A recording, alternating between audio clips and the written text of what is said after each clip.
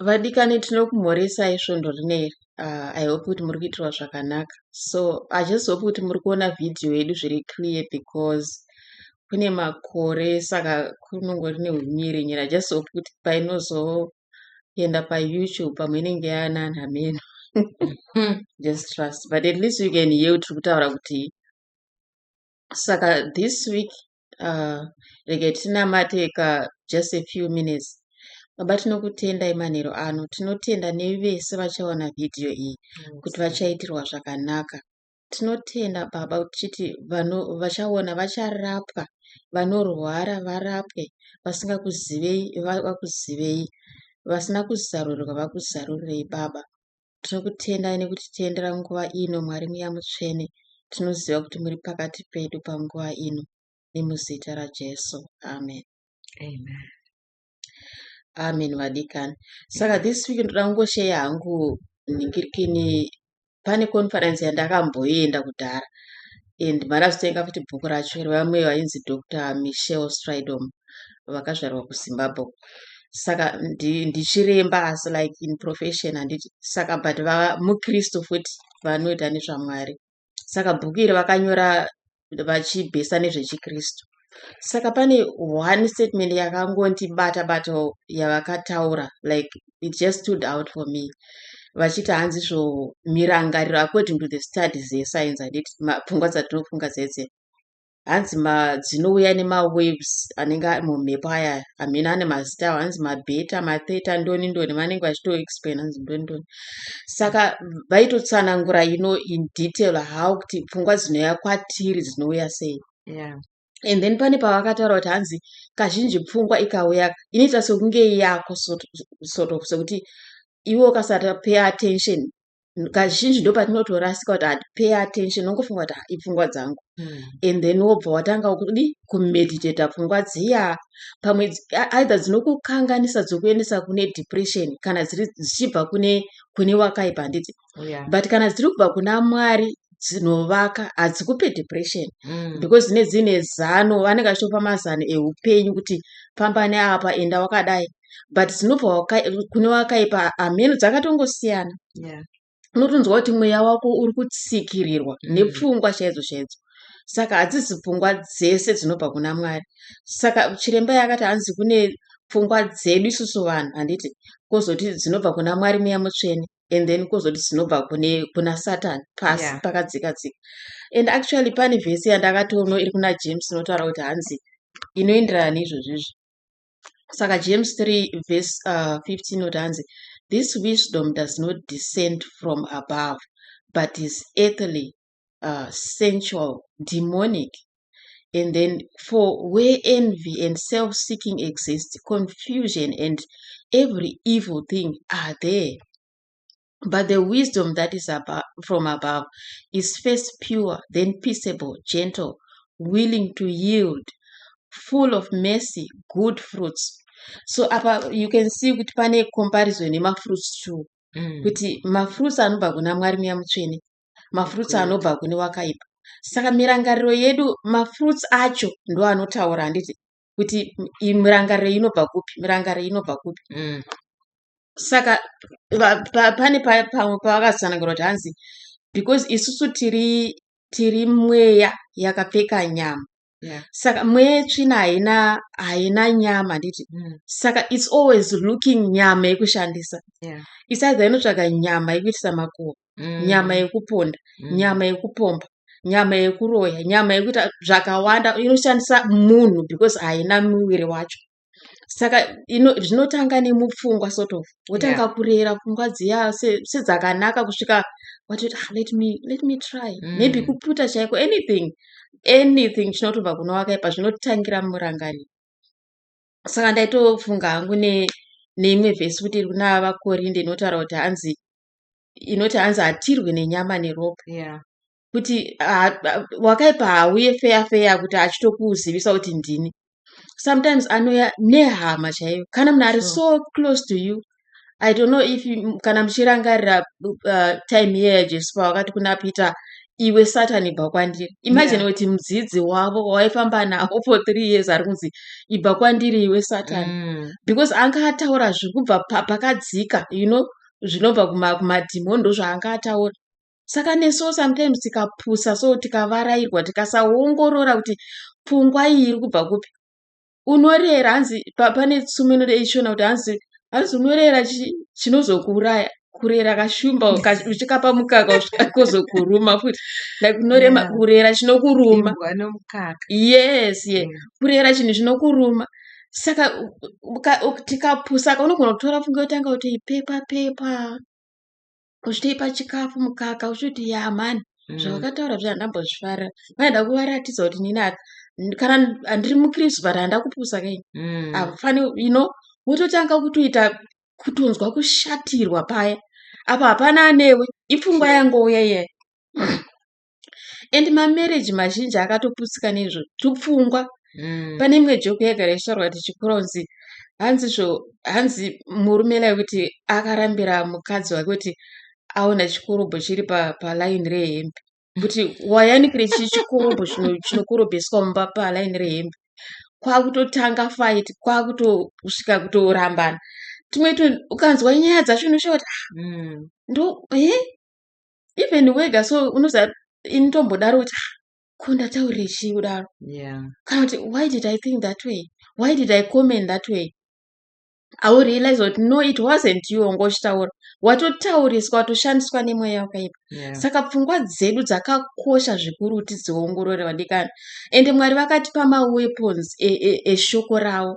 Pane shoko riri kuna ningirikini kuna vaKorinde. 2 Corinthians 5 verse 10. Ndiende ipapa. Ndafunga ndesechipedza kai. 2 Corinthians 5 verse 10. Okay. Actually, 2 Corinthians 10 verse 5. Saka rinotaura kuti hanzi izvoni. For though we walk in the flesh, we do not war according to the flesh. For the weapons of our warfare are not carnal, but mighty in God for pulling down strongholds, casting down arguments and every high thing that exalts itself against the knowledge of God, bringing every thought captive. Bringing every thought captive. Munoziva kuti zvinoita kunge zvemanga kunge joku kunge zvisina kana basa but pfungwa dzemunhu so it's either dzinowisira munhu pasi kana dzinokuendesa kwaunofanira kuenda. Saka Mwari vakatipa zvombo vadikane like matools. Bible ravo rinoshanda so powerfully. Mashoko anobva mukanwa medu aya, as long as ari best neshoko raMwari anoshanda, anotiita zvinhu zvinoonekwa. Unofanira kutombozvitraya kana maybe kana pane mumwe anonetseka nazvo kuti unenge uchingoentertaina kuti sometimes you don't know how to get rid of these thoughts. If you read the word against those thoughts, but no, the word says this, and you take that word and try to think hard about it, think over it, read again and again and again. Kusvika pfungwa dzako dzabatirana kuti man, shoko raMwari rinoti zvakati. Saka hazvisiri izvo zviri kutaurwa izvo. Hazvisiri dzo pfungwa dzauya idzi, asi dzaMwari idzi. Because dzaMwari dzinovaka. Dzamwari unoziva kuti Mwari soka kana dai ukaita mistake error muupenyu, havakutsondore kana kuti kukutuka zvokuti unosara wakuda kuzviuraya. Vari so gentle and mwanangu wangu wadiwa dai apa wataura zvisiri izvo. Like it's so loving but wakaipa unogona kunzwa kuti saka uchaenda kugehena kai. Ndochicha waita ichocho. Zvakati like it's condemnation yega accusation. Hanzi mupomeri wevana vevanhu. But Mwari havapomeri. Saka kuti chenai. It's very powerful, chap. Pfungwa dzino anzi vamwe vanotaura chanzi ukawina the battle of the mind wakunda zvese. Because zvese zvinotangira mupfungwa medu ndomunoitika zvose. Pane umwe aitaura achiti hatisiri pasi pemutemo, handiti Mwari vakauya vakatipa simba that mitemo yavo is now become a mirror rekuti tinotarisa kuti tiri kurarama sezvinofadza Mwari here. But there is that commandment inoti do not kill. So it might not be physical killing yekuti unoenda unonouraya munhu, but sometimes there is killing that happens in your own mind. Zvazvokuti pamwe unogona kutanga kutozouraya iwe kuti pana changu chinombobudirira, zvandinoita hazvimbofe, zvandiri kutry hangu but hakuna kwazvinomboenda, kana kutouraya like upenyu hwomwe munhu uya zvinhu zvakadai zvikasambofamba kana zvikadai. Saka all that is happening in the mind. So unogona kuti zvikunzi do not kill, what me I don't even kill because I've never killed anybody, but sometimes it's the actions that happen dzinoda kuenderana nekunge you are killing. Saka we ought to be very careful because Bible rinobva ratodaro rinoti hanzi ngwarai senyoka, because rinodaro kuti hanzi we are not ignorant of the devices of Satan. Nekuti unoshandisa mika zvakawanda.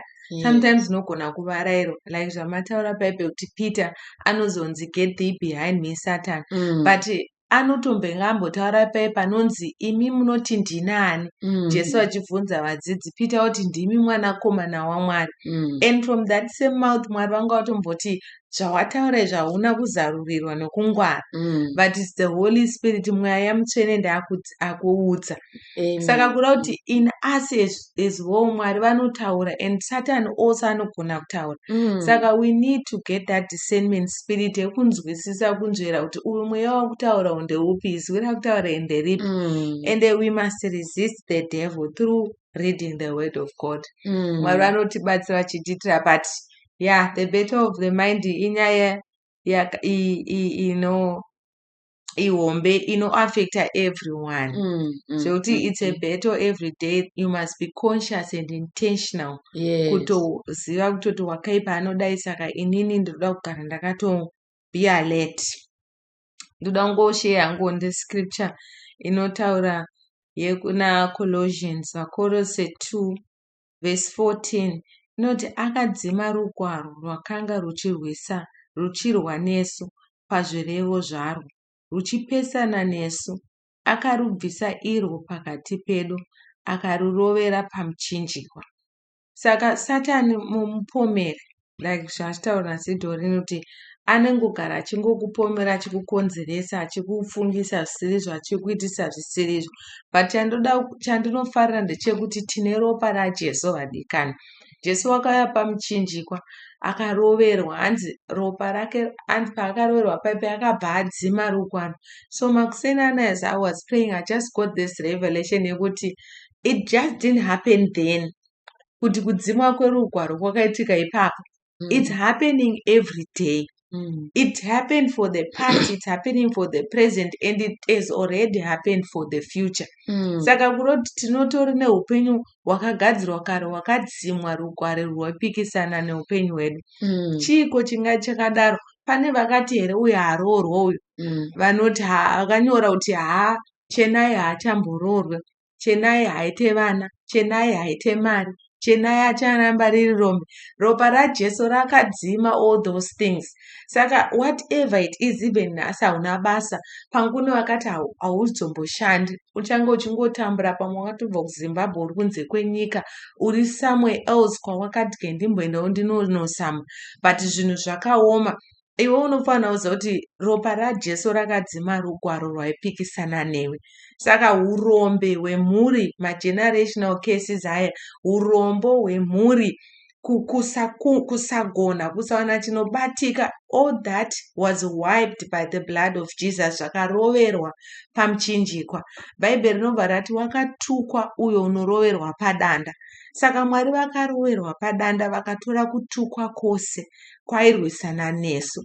Isu tine ropa raJesu, ngatisambokanganwe ropa raJesu. We ought to speak the blood of Jesus all the time. Ngatirambe tichitaura ropa raJesu, nokuti rinoramba richitaura. the grave is still empty. Hazvina kunzi akafa 2000 years ago zvikapera ipapo. Even today we can still claim that same power. We can still claim that grave that is empty. It is empty now in your situation. It is empty now for whatever it is you are going through. It is empty now. Is it your marriage? You know, isina kumira mushe kudzinza kwenyu makanyorwa kuti haiwa vanoroorwa zvavo asi havaite vana vaikoko, vanoroorwa zvavo asi murume anenge achimunetsa, hanzi akaroorwa zvavo but inonopera, ine painonopera marriage vatifambe fambe. Rugwaro irworwo rwakadzimwa vedu, ngatirambe tingotaura ropa raJesu. Speak the blood of Jesus. Ramba uchingotaura basa romuchinjikwa. We thank God for the cross because hazvina kupera. Its power is still present even now. Saka, that is what I just wanted to share. It was just something changonditira zvakanaka kuti it was already blotted out and it's still being blotted out. Kune vachataura, it's already blotted out. Saka, Mwari vakanaka vadikani, you know, rudo rwavo runoshamisa nezvakatigadzira muupenyu zvinoshamisa. Saka ngatisambokanganwei the power of the cross, the power of the blood. Tirambe tiverenga shoko, tirambe tigara mushoko ravo, tichiriclaima all the time, tichiitirawo zvakanaka muzita raJesu. Amen. Amen. Amen. That's so powerful. Kudzimirwa rugwaro. Imagine kuti zvese zvakaipa sei zvawainzi waita, as long as wagamuchira Jesu nemwoyo wako wese, vanobva vatongodzima. Pane mutauro kuti anti some kuna Revelation kuti hanzi Mwari vanozvikandira pakadzika dzika pegungwa, kuzvikanganwa havambozvirangarira futi. Saka imagine kudzimirwa for nothing, for free. Hapana chatinobva chatakabhadhara kuti dzimirwe rugwaro. Amen. Saka zvataura nachenai, this is for everyone, anyone. Hazvina basa kuti wairoya zvinorohwa, kana kuti wakaita chifambi chinoroya, chinogara chakadaro, kana whatever way you have been. And because vanhu vazhinji vanonyeperwa kunzi mungaende kuchechi imi tinokuziva kwamakabva, makadai, makazodai, makadai. But Mwari unoziva day after day Mwari vakamira pasuo vachitarisa kuti pamwana wangu Jona nhasi achafunga kuuya, ndambotumira munhu kwaari kuti amutaurire shoko, achazopa kuti anobhiliva, anotenda, kuti agowanawo upenyu husingaperi. Because ndo zvakafira Jesu zvacho izvozvozvo, ndo dira mhamba racho kuti zvivi zvako zviregererwe, Mwari vagokugamuchira. Amen. Saka vadikani, kana paine anyone wakaita anything, zvina basa kuti chii, kana zvinoendesa kutaura nditi hanzi kana wakadya vanhu. But it's true. Yes, hazvina basa kana amen nokuti wakabva kupi. That's true. Jesu anogamuchira munhu wese. Unoziva pane vhesi ndatoikanganwa kuti hanzi Jesu achitaura kuti hanzi munhu wese anouya kwandiri hapana andorasira kunze. Hazvina basa. Chinoti handinyatsozva which verse, but I think it's in the Bible that says kuti the only sin Mwari yaunogona kutadza kupinda denga kuramba Jesu mweya mutsvena nekuramba Jesu. Nekuramba Jesu. Anything else is forgiven. Yeah. Saka zvedira mamba zvinotyisa vadikani, chipo chikuru chisingakombewe nani.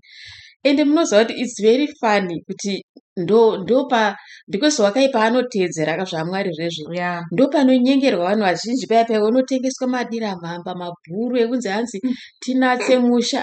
Pane dira mhamba 1 chete rinonzi Jesu Kristu mwanakomana waMwari. Saka musanyengerwe vadikani, hakuna rimwe dira mhambazve panyika panapa. And like I said, Jesu vanogamuchira ani zvake.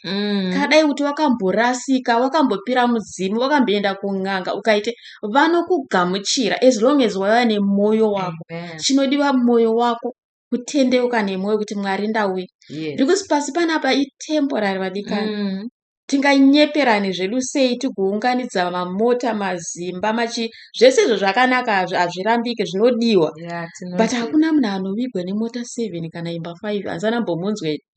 But upenyu husingapere huriko, kudenga kuri kuendwa. kugena kunoendwawo futi.